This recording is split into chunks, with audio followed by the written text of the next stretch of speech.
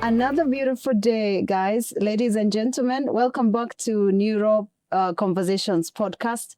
We're very excited to have you back, and we love the feedback we are receiving from all corners of the world, of parents and caregivers with who have kids who have this neurodiverse conditions. And today, these conversations are very exciting because I am very privileged to have two beautiful souls, very beautiful ladies with me. Coincidentally, today we shall be discussing about, moving from fear to acceptance. And I'd love to introduce the ladies. Would give you a chance to introduce yourself. And of course, I'm yours truly, Margaret Kemani, or Mama Amani. My daughter happens to be autistic in these neurodiverse conditions. And on my left is one beautiful lady called Giselle. Yes. Perhaps you can introduce yourself very briefly. Sure. Thank you so much for having us, Maggie or Margaret. My name is Giselle. I am from the Central African Republic. I'm married, and my husband and I, we have been blessed with a beautiful, handsome boy. His name is Louis. He is 16 years old, and he was diagnosed with autism spectrum disorder. Out of this journey was born the organization called Neon Initiative Foundation. Amazing, amazing. We are very privileged to have you. And I can't wait to hear your journey, your parenting journey, and especially the diagnostic stage when your son was diagnosed with this condition. And on my right, ladies and gentlemen, very privileged to have our very own Anne. Perhaps you can introduce yourself briefly, and thanks for coming on studio. Hello, everyone. Thank you, Maggie, for having me here this day. My name is Anne Kimani. I'm a counseling psychologist, and together with the Neon Initiative, I give psychosocial support to parents. We know very well that when there is that diagnosis, the parents need a lot of support, and we are here to give that support. Thank you. Fantastic, fantastic. Thank you.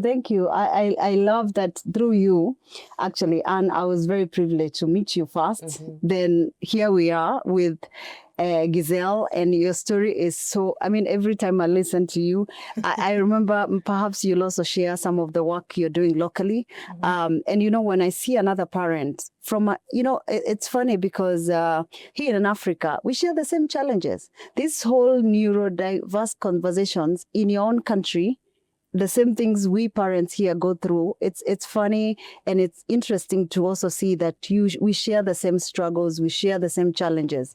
Perhaps as we, the topic of the day is, for us today, we want to talk about the unscripted fear of acceptance. A lot of times when you get this medical report, when we, going through my own personal journey of, getting the diagnostics, perhaps you can share how was your journey? So when I got married and then I first realized I got pregnant, of course I was thrilled. Yes.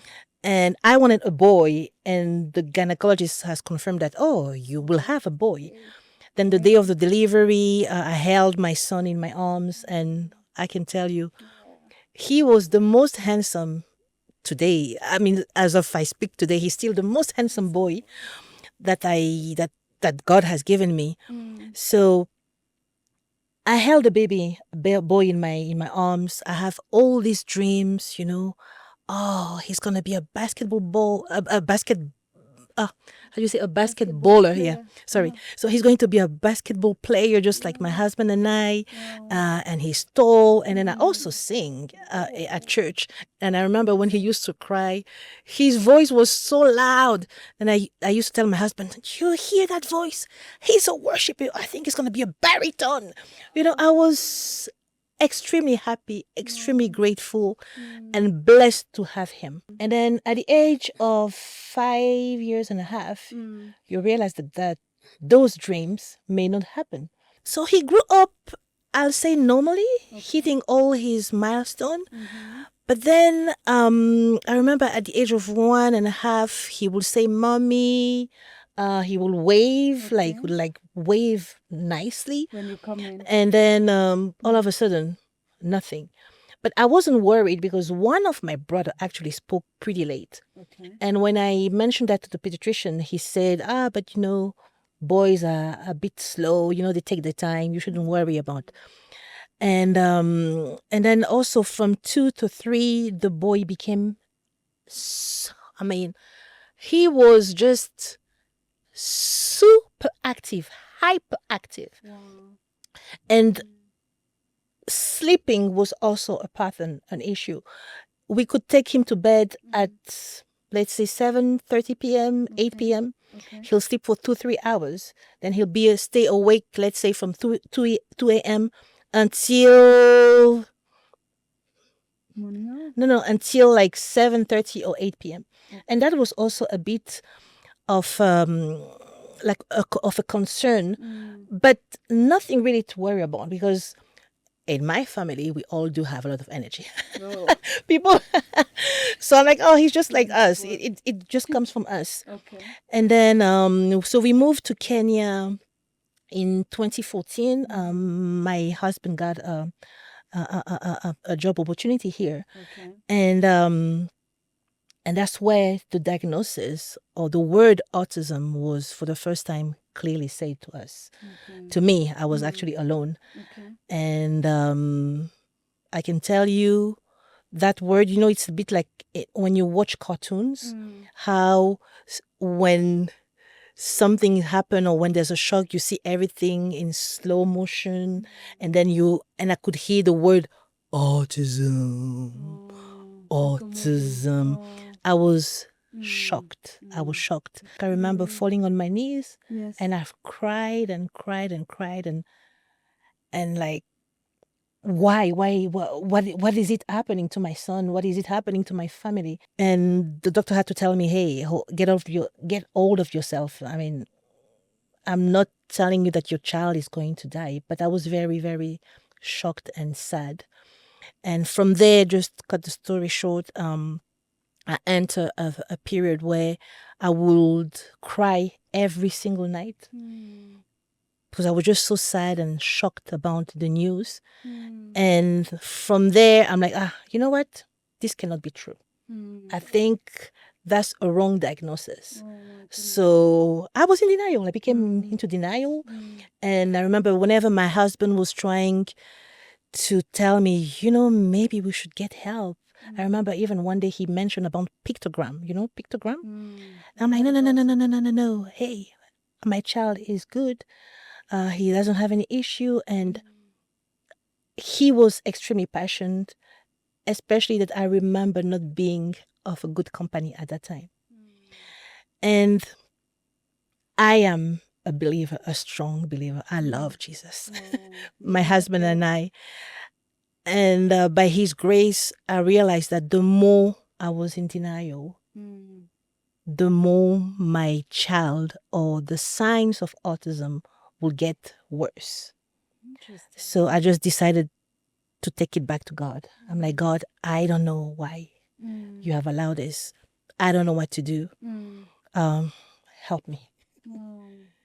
And that's how I've moved from the stage of being extremely sad, angry as well, and denial to the stage of acceptance. Acceptance meaning that I realized that there is an issue that needs to be addressed, and I can address that issue with God being by my side.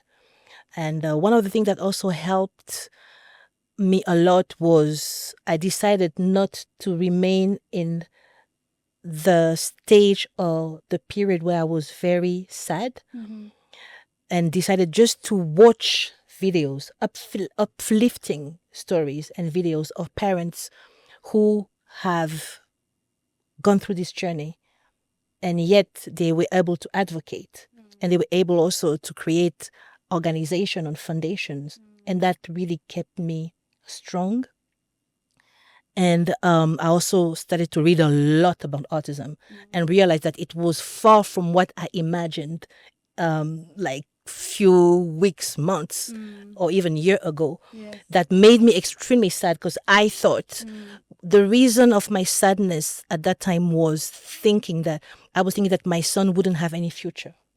He wouldn't be able to learn. He wouldn't be able to have a normal life. That's why I was extremely sad. But from the moment I started to read, to educate myself, and to listen to other stories, I'm not saying things became easier, but I was relieved. I was relieved, and I had hope.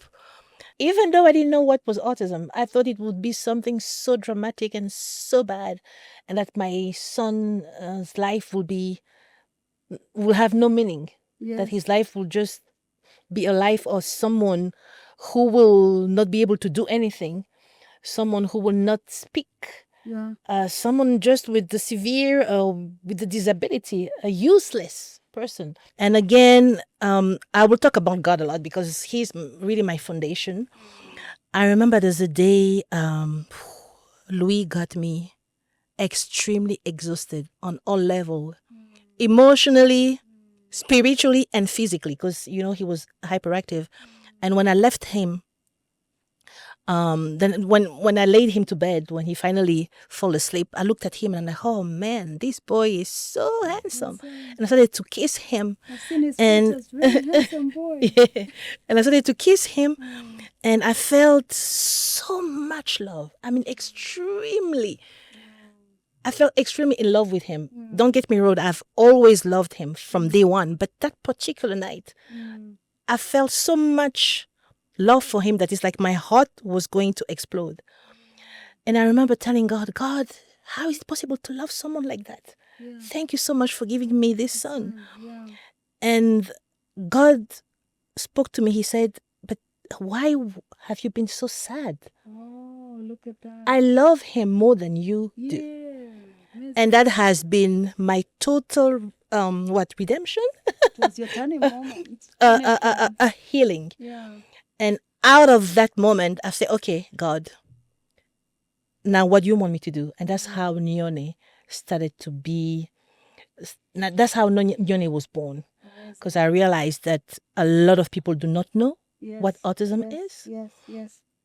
There are a lot of myths and misconception and misinformation about autism. So I'm like, okay, we need to create awareness on the condition. Awareness for parents, awareness for the church, which is a community that I am part of, and the community at large. Amazing. And we also need to give some tools or train people who are with kids on the spectrum, so that they will know how to understand them, how to guide them, and how to teach them either the word of God or other things. So that's how Nyone was born. And we do provide awareness, training, and finally, but not least, psychosocial support to parents. I love it. And that's why we have Anne with us, because it is a tough journey Very tough. to go through emotionally. Yes. That is just a fact. But with support, spiritual support, and how can I say it, and factual support, Yes. you can go through it. Amazing. I love That's what I that believe. story. Wow. Thank you for sharing that. And as you're speaking, it brings me back a lot of memories going through the same journey. And did you go through grief at any point? And as you're receiving this news, you're crying, what is going on in your mind? So the first emotion, and you will correct me if I was in a state of shock.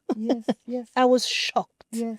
I thank God, because my husband, he has never been in denial. Actually, from day one, he wanted us to address the condition, to find solution. But I admit, at that time, he was very patient with me, because I wasn't the best person to be around. Speaking of denial, I would love to bring Anne on board. Thank you for coming, Anne. Yes, we are very privileged to have you, because you have a lot of experience in this topic of denial. So perhaps you can share with us this journey, the kind of support, and maybe talk to this denial topic. What happens to us Because at that point, I look at myself now and I'm like, Jesus, you have been good to us. You really. But you know, there are parents in that phase right now as we speak. So how do we support? Perhaps you can speak to that topic. And also the fear. What will they become? Will they ever speak? Will I know when they are sick, when they are unwell? And these behaviors that keep manifesting. Yeah. Thank you, Maggie, once again. Really, what Giselle is demonstrating or discussing is very real to every parent. The moment that you receive a diagnosis that you were not expecting. As she says that when you go to the hospital to deliver, you get your baby and you have these dreams. So when this diagnosis is told and you're told about the ASD, the first thing you do is to get that shock. And to say no. You know, basically denial is no. Yes, it can be my child. Because it is a defense mechanism. Yeah. Normal to every human being. When you receive news which are threatening, news that you feel you can't handle, the first thing that you do is to deny and say, no, this cannot be happening. And it is very normal because it helps you not to collapse. It helps you not to really, not to get mad, if I may say that way. Because this thing that you have received is heavy. But we normally say denial is good for a moment to allow you to process what you've just had, to allow you to accommodate it, to allow you to start looking at how do I manage this. That phase of denial is important. However, it should not be long-lived. Because now if you stay in denial, you will now deny the child the chances of thriving, becoming all that the child can become. So while we say it's a defense mechanism, it is something that just helps you to process the situation, the news that you have been told. And as you process, you can take a few days. Wow. You can take a few months. Yes. Still trying to process. That time you're in those emotional distresses. Yes. Every day you're waking up and you want to really see, am I dreaming or is it real? Yes. And you wake up and find that it is real. You're still processing. So there'll be a lot of emotional distress. And that time you feel sad because now you're grieving the dreams. These dreams of having the basketballer, you start grieving them at that particular time, not later. Because it comes with the fear, as you are saying, fear of the unknown, fear of how will this child be, what will happen to him, or how will he thrive in life. Am I capable? Yes. I fear myself as a parent. Am I capable of taking care of this child in this condition? Remember, at that time, nobody has even given you really such a demonstrated way of explaining what autism is. It's correct. Just a word. It's just a diagnosis that you've been given. So as you go through it in your own mind, a lot of fear happens. Fear is an emotion. Yes. You go through a lot of anxiety, which is an emotion, sadness. In fact, a lot of the time, someone will cry many a times. Yes. And actually, we normally say that you go through all the stages of grief, which are denial. You go through anger. Yes. And whom are you angry at that time? You could be angry at yourself, at your spouse, at the child, at God, and especially for believers, because you're like, children come from God. So God, how could you give me this child who is having autism? Because that time you feel autism like it is something that is really unmanageable. Yes, and foreign. So you could be angry at so many things. And then you'll go through what we call bargaining stage, which will be like saying, God, I could do anything to have my child speak. I could do anything to have this reversed. I could do anything. I could give anything. In fact, at that time, many people will even go for prayers, give a lot of things, all those things Fasting. that happen when you really are bargaining to get something.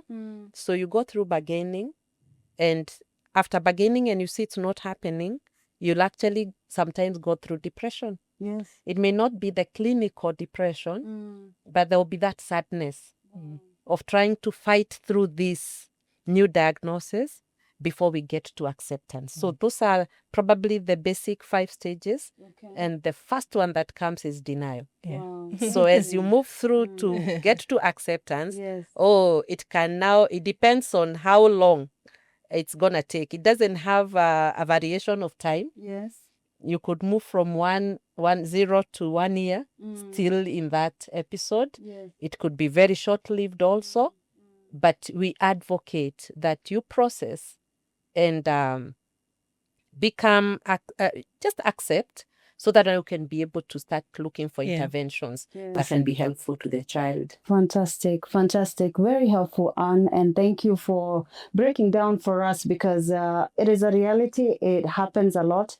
And actually, one of the questions we keep getting from a lot of our audience, and I know there are many people, in this situation, one of the questions we keep getting is maybe what would you advise some of these parents who have gone through this? And before I go back to Giselle in her journey, what are the steps? Because we know a lot of us do not have this support. As you know, in these modern families, you don't live with your great grandmother who can tell you. And specifically for me, I remember this was my first child. I know Giselle will give us her story, her journey, but especially when it's a first child, you're like, where do I start? I mean, you're alone. How does Nione, perhaps you can talk to that, because I see you giving a lot of care and guidance and even counseling. Yeah, where can people go, and what would your advice be? Okay, that is a very good question. The first thing that you need to know is all of us deal with it differently. Right. When you listen to Giselle, she tells us that she handled it spiritually, that she went to God because of her strong belief in God. She surrendered. Yes. So Amazing. when one is aware of their capability, then they can do their journey. But basically, a lot of people need support, psychological support, so that we can be helped in a safe space to allow yourself to, bring out all the emotions and name the emotions. Because you realize a lot of time, the denial and the emotions and the fear are brought because we do not understand what autism is. At that particular time, what is the perception you're giving to the condition? In your thoughts, as an African, now we are speaking as Africans, how do we define autism? Yes. So people from different regions and different communities would define it differently. Correct. So when you pick about the definitions that is given by the community and the society, it causes fear. And the stereotypes. And it will cause stigma. So you realize that a lot of parents go through that because of what they have heard about the condition and what causes it, without really looking at it and understanding scientifically what it is. So your interpretation to the condition is the one that gives you the fears, the anxieties, and all those things that you go through. Because we say your thoughts produces your feelings. Correct. And eventually your behavior. So if I'm thinking I cannot handle this, this is a curse. This maybe is a result of witchcraft. What did I do? What did I do? This comes from whichever direction of whichever dimension of the family. What will happen? I will first of all feel sad because I'll feel helpless. And then I'll start looking for answers in the wrong places. Correct. That's If right. I'm thinking it's a curse, then what am I going to do to undo this curse? If I'm thinking it is a bad omen, what am I going to do? Wow. Because of the thoughts we are giving to the condition, it produces all that afterwards. Sometimes we even feel it's a shame to work with this child. I'm feeling guilty as a parent. So what do? They hide the child. Oh God. So you'll find your interpretation to the condition is the one that now brings out all these things that happen to a parent. So to go back to your question, you were asking, how can a parent move from the denial to acceptance, the journey? Yes. It's not a linear thing that we can say you move from step A, now step A, step B. But normally I give parents 5 A's. Excellent. Okay? Yes. 5 A's. The Yes. first A I talk about is acknowledge. You need to acknowledge that this has happened. The diagnosis has been made. Yes. Autism is here with us. Acknowledge. Come out from denial. Acknowledge. Yes. So the moment you acknowledge, it doesn't feel safer, but it's a reality that you've stepped out of denial and you've come into accept. True. So the next thing is accept. You need to now move to acceptance. Acceptance does not, because many people feel when I accept, I'll feel defeated. I'll feel like I've accepted something which is not okay. Yes. For us, who sometimes people who are believers, they'll feel like their faith is less if they accept. True. But acceptance means I agree with the condition that it has happened. And first of all, I'm at peace. Yeah. Oh, yes. I am at peace. I have accepted, because it is only at the place of acceptance that you can be able now to move to the other stages. So once a parent is able to accept, the third A is to adjust. You start now adjusting yourself. Adjust your expectations. Wow. Adjust the environment to accommodate and to fit in this new situation that has come. Adjust the things that you were doing. Adjust your nutrition. Adjust everything that needs to be adjusted to accommodate you and to accommodate the child. Then after that, you adapt. Adapting is now like learning. Learn new skills. Learn more about the autism. Yeah. And that's why we are here. Yeah. Yes. I'm Learn. glad you're here. Learn the skills that you need to learn. Learn so that you can also teach others around you, because you will not only be the only caregiver. So learn a lot. Yes. So that is, you are adjusting, you are adapting now to the situation, so that you can be able to help this child, because even the child will need to learn skills to thrive. You will not be potty changing this child even at 10 years. They'll need to learn. So you are just adjusting and also adapting to the situation. And then now we can say you move on. Moving on means advance. Advance, not because the situation has changed, but you advance as you move on to seeking solutions. Yes. So when you've been able to go through all these 5 A's, then we can say that you are healing. Yes. Yes. Yes. There is growth, Yeah. and you're becoming stronger. Yeah. And basically, that's what resilience looks like. Oh, That I love ability it. to move, to bounce back. Yes. That is basically what resilience is all about. Fantastic. Yeah. Wow. Anne, this is like therapy sessions for a lot of us. I don't know about you, Giselle, but every time I talk to, you guys in the, it's so much therapy. You just bring back a lot of memories. And I know there's a parent out here watching us and thinking, wow, Giselle, your story, when you talk about, I want to bring you back. And when you talk about how the support you got from your husband, he was more yourself, you probably went through a phase, the patience. How was that journey for you? And amongst the fears, what was your top fear in terms of, this child? What will they become? What did you start doing? And did you have this kind of support she's talking about? Did you go through that linear curve, or was it very long like mine? I can't really give like a timeline, but I believe it was like from the shock state, denial state, all the way to acceptance. I believe it took maybe a year and a half or 2 years. I don't know. Okay. But like I was saying earlier, what made me move from denial all the way to the healing process or acceptance is I realized that if I wasn't doing anything, if I wasn't getting hold of myself, then my child wouldn't get any help. Yes, my husband was very he was there for me. He was patient. He saw that there was something that was not working well.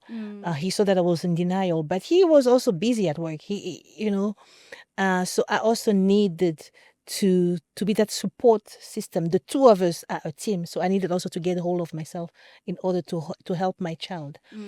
And yeah, so the fears that I had was the fear of unknown. I remember I didn't know what autism was. Yes. And because I didn't know what it was, now I needed to educate myself. So I started to read a lot of things You can say that on, again. on autism. I also realized that there are a lot of bad things out there. You should be able to select good sources. Yes. And then because I didn't want to go back in the stage where I was at first when I received the diagnosis. So because shock comes with a lot of sadness. Yes. I was crying every single night silently, but nobody knew it. Yes. I was extremely sad. And because I didn't want to go back there, I chose stories, uplifting stories about parents also having foundation, doing things for the kids, advocating, success stories about how a person on the spectrum couldn't read and now he or she could. So that's how I started to build my acceptance period. Yes. And then I'm like, hey, I also realized that, you know what, Giselle, why were you even so sad? You're not even the only woman in this world that has a child on the spectrum. I love that. There are so many parents, so many women across the globe that know exactly the kind of pain, the kind of fear, the exhaustion that you've been through. Because the more I was listening to the stories, I'm like, hey, but I can relate. But despite all these hardship, if I may use that term, they stood up and they advocate and they did things that could help other parents like me. So that's what gave me strength. I'm like, if she can do it, I can do it. Yes, you and I both. And that's what gave me the strength. And Neone Initiative was born. Beautiful. Because I've also realized there was a huge need of knowing what autism is. I love your story, and we are so privileged to have you on studio. And speaking of Neone, perhaps maybe you can share some of the things you're doing. And you know, after diagnosis, I know you've shared some of your biggest fears. Maybe you can share some of the things you're doing for, you know, with Neone. Like Giselle has shared how, you know, the organization was started. Okay, thank you, Maggie. I will allow Giselle to go first. Okay. Because she's the founder and she's the one with the vision. Yes. So that now I can bring in my part as she lays the foundation of what Neone does. Lovely. Yes, Lovely. so- Over to you, Giselle. So Neone came up. And I love your passion when you talk about Neone. And maybe for our global audience, you can share with us what Neone means for the non-Swahili speaking. Yes, sure. Yeah. So I was saying earlier that I have lived in Kenya for 7 years. Amazing. And this is where Neone was born and registered. And I wanted to give a Swahili name. Beautiful. And Neone means simi in Kiswahili. Should do this in Kiswahili. Simi as God sees me. Why simi? Because as a parent at first, when I received the diagnosis, all I could see in my child was autism. Whatever he will do, oh, that's autism. That's the autism in him that makes him do that. Thank God I realized I was wrong. Sometimes the boy was just being a child. He was just being a boy. So that led me to be like, you know what, Giselle, you need to see your child. See that that's a person that has his own character, his like and dislikes. He's just a human like you. Yes. And then see me the way God sees me. See me. The way. And the way God sees us, when God I don't think when God thinks about Louis Christophe, who is my son, he's like, oh yeah, how is my autistic boy? No. Oh boy. Yes. That's not what he says, or that's what he sees. He sees a person who is made out of his resembles and likeness, his image,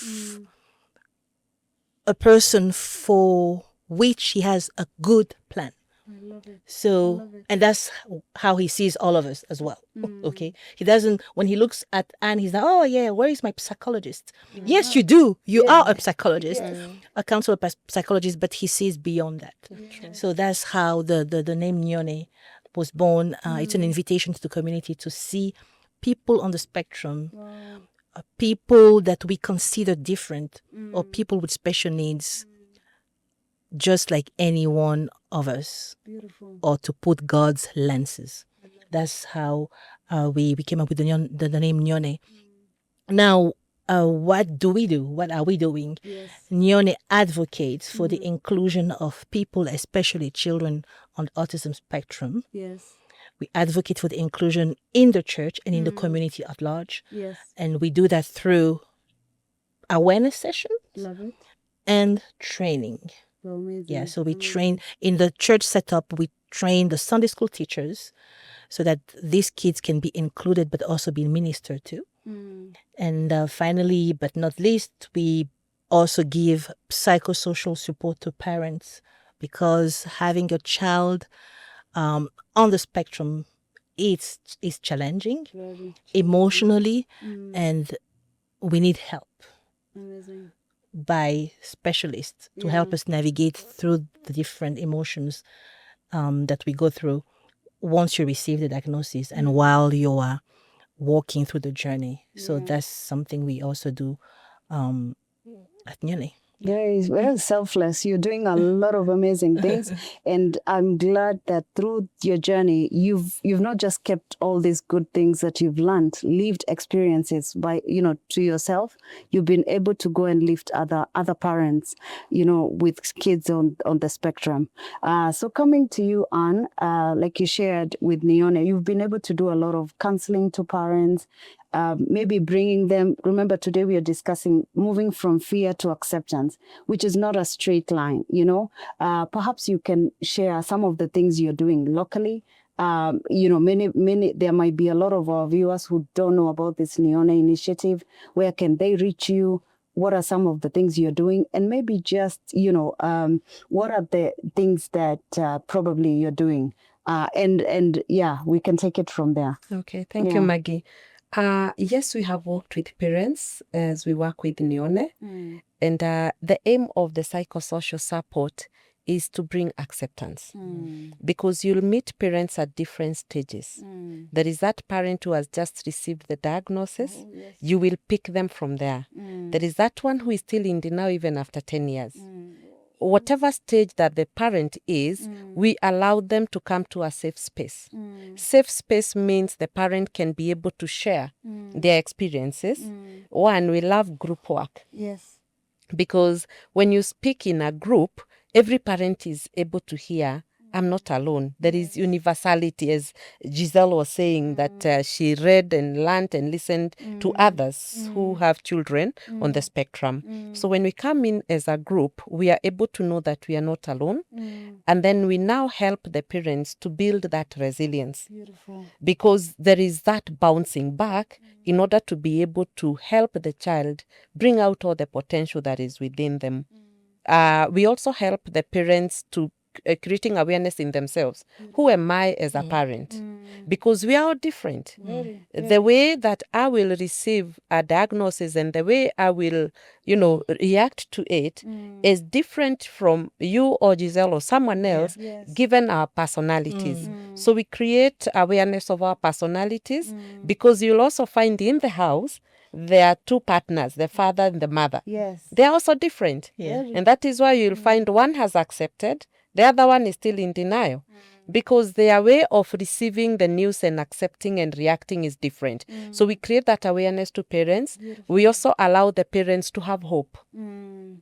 We help them to navigate around relationships. Beautiful. Because you cannot be just the only parent who is taking care of that child. You will get burnout. So we help them to navigate around healthy relationships with the family, with the community, so that they can also be able to receive help. Yeah. Remember, if you have that child and it's only you who knows how to take care of the child, you will definitely burn out.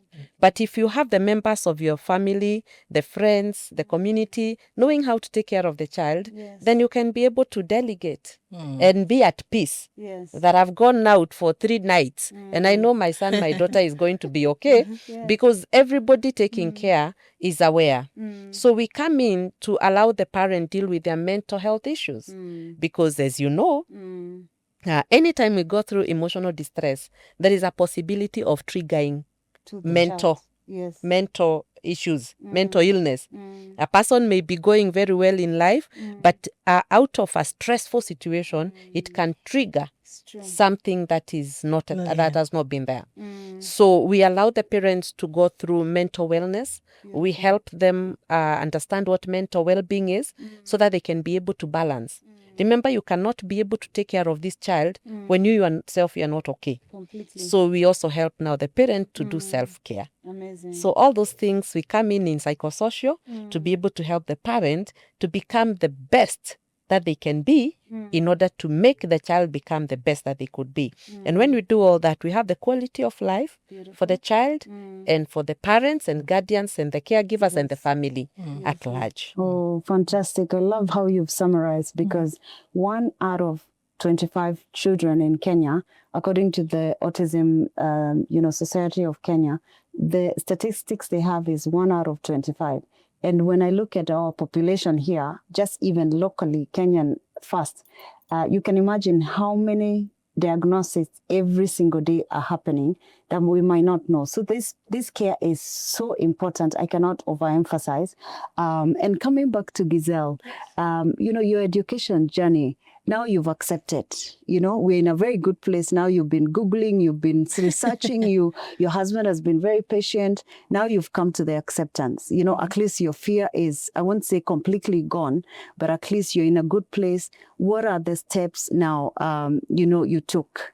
I know, and the reason I'm asking that is because once the fear is conquered and we've gone through this grieving, very dark corner spaces, the education journey we still have to deal. I love and I thank God for your son that he's almost becoming an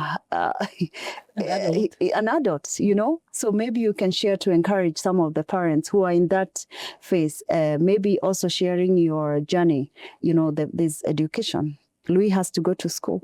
After the diagnosis, perhaps there are interventions you've taken to help him. I remember you shared how he used to be a bit hyper those days. Maybe you can take us through that journey briefly. I think it changed me in not becoming a selfish mother. I know that's a strong word, but that's how I say it. Because when I say, oh, my son is going to be a basketball baller, he's going to be this. But is it really for him? Is that what he really wants? Or is something that will make me happy? Well, that's sobering. Very important. So I realized that it's not about what makes me happy. It's not about my wish. Yes. It's about making my son happy and helping him become who or what God wants him to be. Wow. And that from that moment, when you have that mindset, you have less of stress. Of course, the fear, I think every parent has fear. Yes. We always worry about our kids. But the good thing or the thing that we should do is not to remain in that fear. Yes. So it will never go away. I will always think about, how can I do this better for him? How can I make him become a better teenager and transitioning into adulthood in few years? So I will say the diagnosis of autism made me a mother, a better mother. It's not about me. Yes. It's not about what I want. It's about making him happy and make sure that every means that I have will be there for him to become a better child, a better teenager, and a better man in few years. So that's how the diagnosis changed my perspective, because you don't know what's going to happen. Nobody can predict to you how things are going to happen. Like right now, my child has a very limited speech, but a few years ago he wasn't saying any word. So that's already. I'm like, wow, The progress. that's a Yeah, progress. I yes. didn't expect that. To He celebrate him. is able to read and to write Beautiful. amazing and deep things. He once told me that he once wrote that I love my mom because she has been my mouth since the day of my birth. I love that. If you would have told me even 6 years ago that my Louis was going to write that, I'm going to be like, you are lying.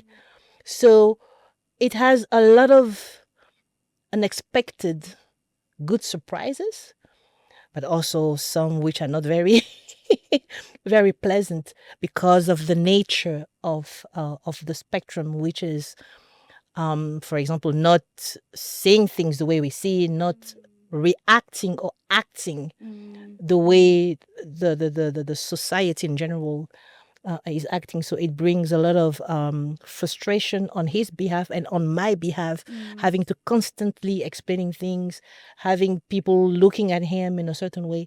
So so that's the difficult part, but I think it just made me what a mother should be.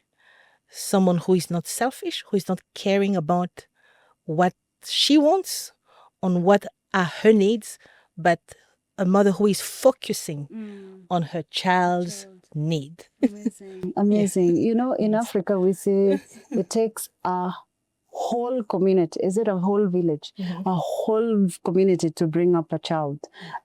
Maybe you can share some of the interventions you did Yes. that helped you to, after you accepted, of course, that changed your parenting. So so the kind of intervention he has received since I think the age of 6 was speech therapy, occupational therapy, and just recently ABA, applied behavioral analysis.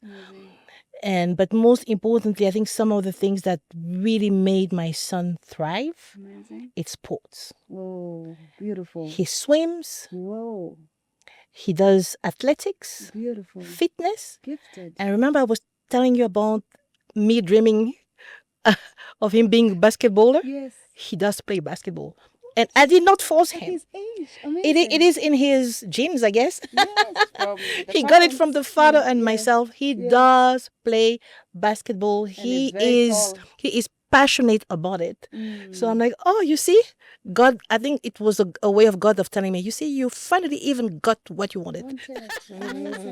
Even though I had surrendered that dream. So sports have been really amazing for him, because he's a boy with a lot of energy, and there's a lot of things. You can tell he has a lot of things in store in his brain, and it's just a good way for him to express himself, to release some of the tensions, energy. And so that's what has been working for my son. And last but not least, the cherry on the cake, God. My son loves God. He has been going to church not because we forced him, but because he loves it since the age of 5.5. And as of today, if you ask him, he will type, Jesus is my Lord and Savior, and I love to worship God. He loves going to church, and that has something that helped him.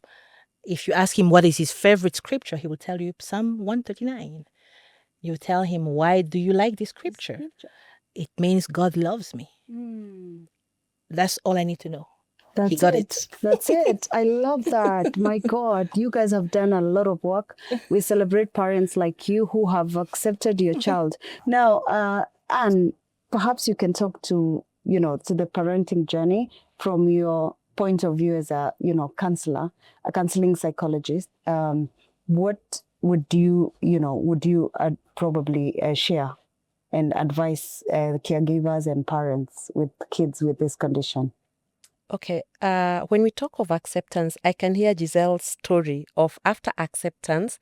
It's like there was a bubble that was broken, and she was able to allow the child to thrive into so many things, including that basketball. that she never thought now was going to happen. So this is exactly what happens. When you accept, you allow the parenting to flow in the direction that this child needs to take. You need not struggle. Let it flow, because you're not doing it from a place of anxiety. You are doing it from a place of one day at a time. And as you move in, you'll be able to understand what are the strengths of this child. When we call it a spectrum, it is because these children are different. So you will not want to copy paste that I saw Maggie's child do this, so my child needs to do this. The child comes with their own capabilities. And I always tell parents, partner with God so that you can be able to know what it is that he has put in this child so that you can nurture it, because it is you who is nurturing it, but it is God who has put it there. So when you partner with God, this child is able to thrive to all that they can become. And one of the things that makes acceptance so good, you are a happy parent. Yes. You're not this sad, gloomy, and a parent who is like a live wire that if you step, they explode. Because that can happen when you're in the place of denial. Any look on your side, you're almost exploding. Any somebody making a comment, you're always exploding. So you live a carefree kind of like life, a freedom that you can only attain when you accept. It's true. And you walk not like on eggshells. Yes.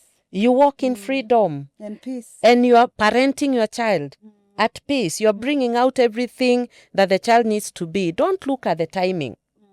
Don't say at the age 15 he must be this. We remove musts. Yes. We allow the Love child. We allow the child to move at their own pace. It's their journey. It's their race. Allow them to run it. Just give the support that needs to be there, and give it joyfully. Yes. Remember, Giselle have brought something very, very good. Her faith in God has been transferred to her son, because that's what she has been able to manifest as the child is growing. The child peaks. Wow. Yes, they do. Because children, even who are not on the spectrum, they learn through observation. It's true. So if the child is observing a lot of anxiety, if the child is observing a lot of sadness, a lot of irritability, a lot of these mannerisms that would make the child feel not at ease, the child is going to become very anxious. The child will fear. The child will not be stable. Their esteem will go down because they have actually been transferred this directly from the parent.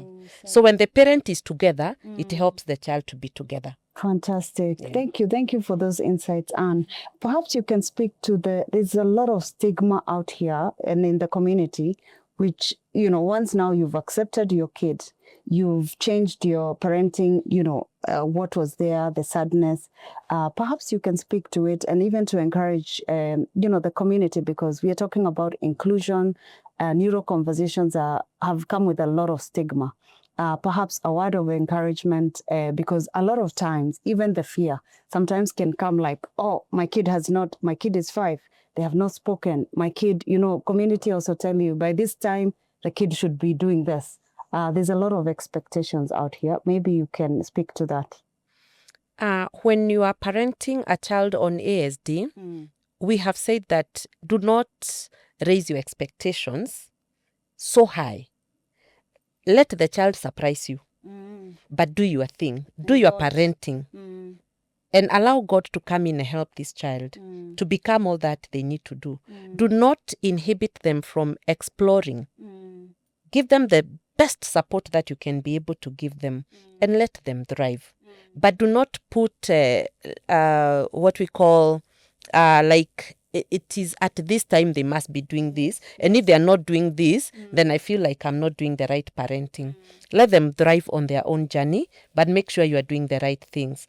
Also, celebrate victories. Because every time you celebrate a victory, it helps you to look forward to something new. And let this child thrive.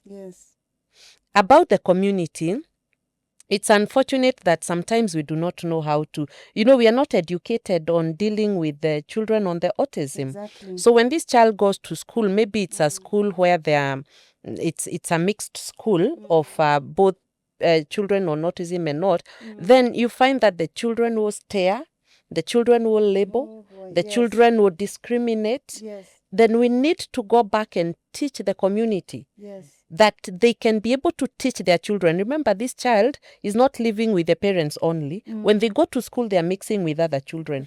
So as a parent, I need to go back and tell my child, every child who comes in this and that manner, you need to support them.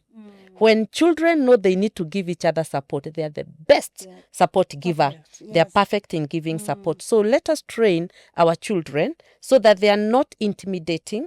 They are not causing these other children feel like they are less. Because you'll hear parents saying that, I shared once with a parent who said the other children were laughing at their child because they could not speak. So, and I told this parent, don't even be angry at those children. They have not been taught how to deal with this situation. So the community, we need to learn to be able to accommodate the people with ASD or on the spectrum. We need to allow them space. We need to support them. We need to smile at them. We need to understand, how can I help you? What is it that you would want me to do? You're doing a great job. They need encouragement. So if as a team we continue to grow like that, we can get very far in creating this awareness. And that's exactly what Neon is doing. When we go to church, we encourage parents that a parent can sit in church while they know very well their child is being taken care of and is learning. Not just being taken care of. They're learning about God. And you as a parent, you're also being nourished. Thank you. So that's what we need to do. The community needs to come up and know you can take care of one another. We call it carrying one another's burdens. So when I carry your burden, it becomes lighter. We will not remove the condition, but you'll feel you've been supported. And that's what we are doing. Wow, there you have it, folks. Wow, that is exactly a summary of Neone. See me as God sees me. And so let's support each other. Let's give reasonable accommodation. Now, as we come to a close, you know, there are many parents out here struggling. Of course, it's a journey. It's not a destination, it's a journey. And we are all in it, and especially on this Neuro Conversations podcast. There are a lot of parents out here. We ourselves, we have not reached. We are still on the journey. My daughter is 12. Your son is almost becoming, you know, getting a national ID. And, you know, what is the message, the one message or one or two messages to encourage and uplift a parent out here? A caregiver too. We know there are parents, there are kids who also do not have parents.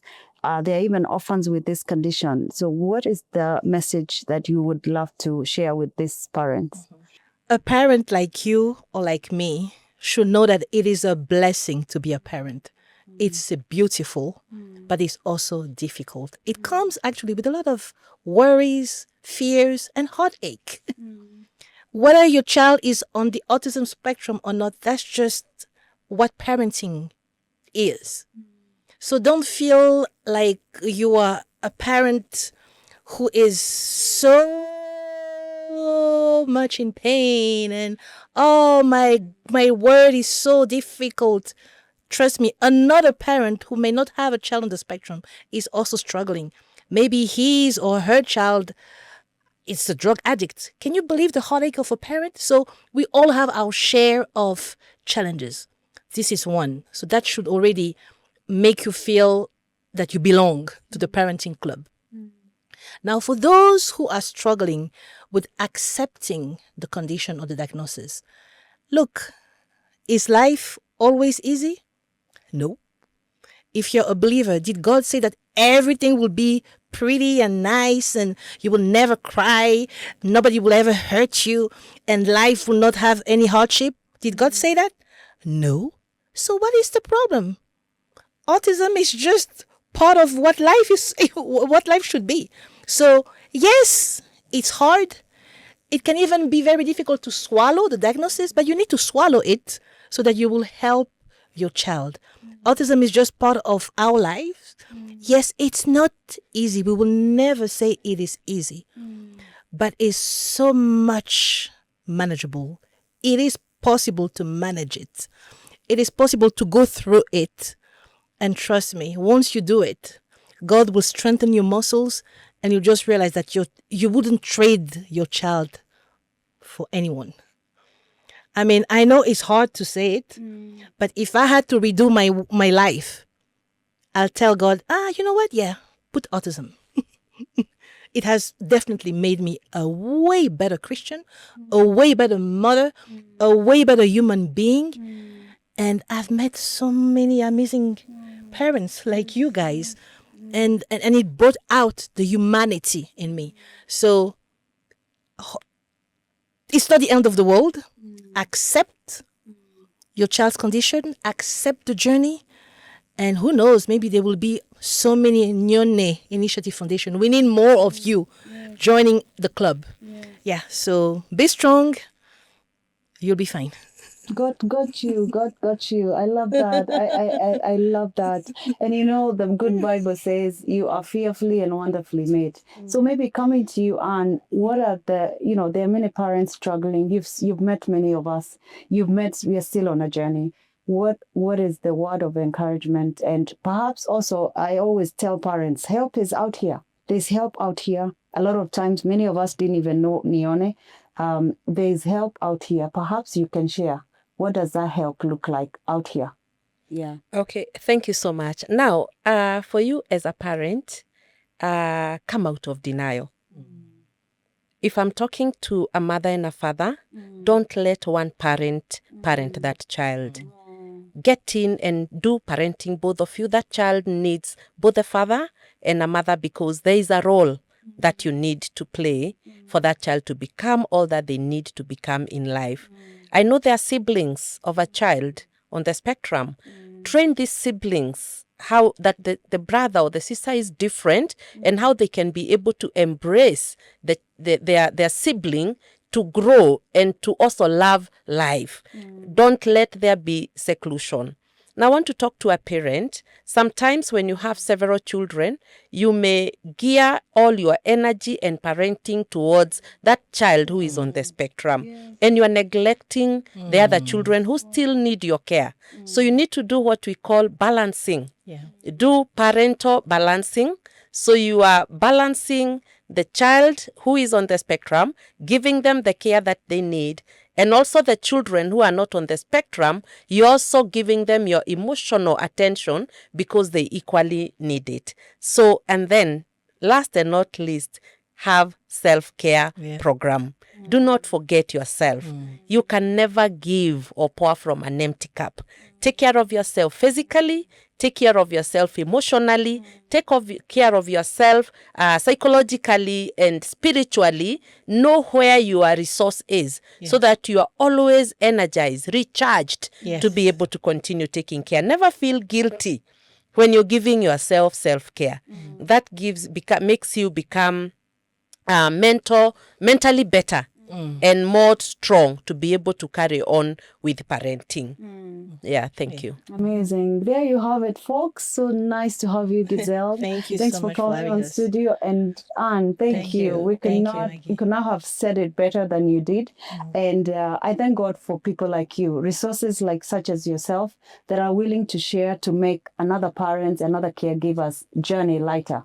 So there you go. You have it, folks. I have been your host, Margaret Kimani, a mother to a kid living with autism. And like we said, acceptance does not actually erase the difficulty of raising neurodiverse, these neurodiverse conditions, kids with neurodiverse conditions. It can only strengthen, love. Acceptance, guys, can only make you a better parent. Acceptance can only make you a better, caregiver in terms of going out there looking for the support. And remember, guys, in Ubuntu, in the Ubuntu spirit, we cannot, honestly, even ourselves, we were not raised, in an isolation. It takes a whole community, a whole village to bring these neurodiverse kids. So there you have it, folks. And this podcast has been made possible by One PFM Media. We are so grateful for the support. We are so grateful for the partnership, and even the new partnerships we have with Neone. The support is there, and maybe as we wind up, perhaps you can share contacts. Where can people reach out? Is it okay if you share your contacts? Because I'm telling you, we get a lot of messages, people asking, where can I get those contacts? If it's okay with you guys, it should be okay. And what are the sessions you're doing with some of the churches? If it's okay with you guys, you can share. Okay, so you can reach out to us, one, through our website, www.neoneinitiative.org. We also have a good and big community on WhatsApp, a WhatsApp group for parents, for volunteers. We share a lot of tips, prayers, and online session. And the number is +254 731 845791. And we also have our different social media on Facebook, Instagram, YouTube, and it's Nyone Initiative.